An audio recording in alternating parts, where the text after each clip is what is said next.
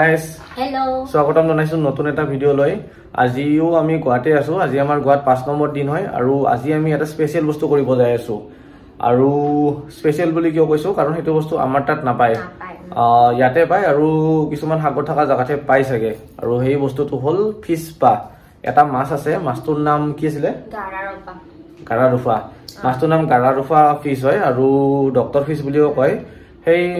মাছটোৱে spa দিয়ে বলক ভিডিওটো আপোনালোকে সকলোকে চাই থাকিব এতিয়া আমি ৰুমৰ পৰা ওলাই যাম আমি দৰ্জা মাৰিলো এতিয়া ওলাই যাম আৰু এই ডিঙিত কি আলাই লৈছে চাওক এইবিলাক আজি কিনিছে ইয়াতে আমি এতিয়া স্কুটি লৈ পেলাই যাই আছো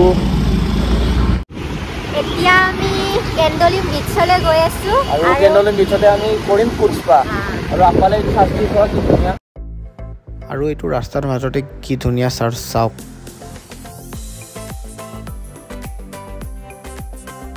আমাৰ স্কুটিখন পাৰ্কিং ফিশ পা মানে আপোনাক এটা পানীত আপোনাৰ ভৰিখন ভৰাই দিব আৰু তাতে সৰু সৰু মাছ থাকিব সেই মাছটোৱে আপোনাৰ ভৰিৰ কোমল ছালটো কামুৰি কামুৰি খাব এইটোকে ফিশ পা বুলি কয়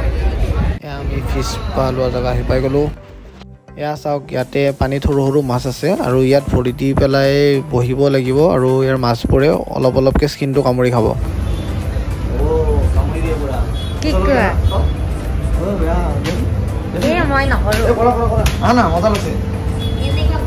চাওক আমাৰ ভৰিত মাছবোৰে আঁকৰি ধৰি পেলাই কামুৰি আছে চাওক এই লৈ আছে ফুড স্পা আৰু এইটো ভৰিত এনেকৈ মাছ ভৰ্তি হৈছে আৰু সৰু সৰুকৈ কামুৰি আছে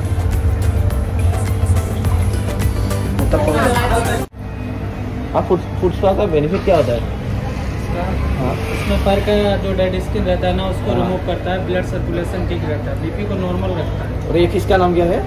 ये फिश पेडिक्योर इसको फिश इसको बोलते हैं नहीं मछली का नाम क्या है डॉक्टर फिश का ओके डॉक्टर फिश बोलते हैं ये समुद्र में मिलता है सिर्फ नहीं ये बैंकॉक से आता है बैंकॉक से आता है बैंकॉक थाईलैंड ओके इधर से आता है ये इधर नहीं मिलता এই মাছটো অকল বেংককত পাই বুলি ক'লে আৰু এই মাছটো যেতিয়া স্কিনখন অলপ অলপকৈ মানে খাই তেতিয়া স্কিনৰ কাৰণে ভাল বোলে এইটো কেনেকুৱা লাগি আছে ইমান চিঞৰি কিয় আছা চাওক গাইছ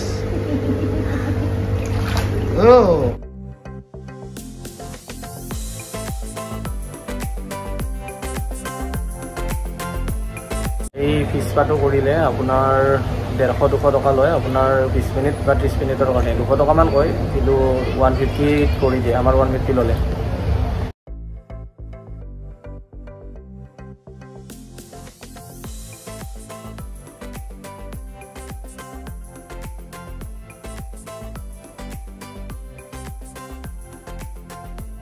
ল'লো বেংককৰ মাছেদি এটা নতুন এক্সপিৰিয়েঞ্চ হ'ল ভাল লাগিলে ঠিক আছে আজিৰ ভিডিঅ'টো ইমানতে শেষ কৰিছোঁ লগ পাম এটা নতুন ভিডিঅ'ত আপোনালোকে চাই থাকিব তেতিয়ালৈকে বাই বাই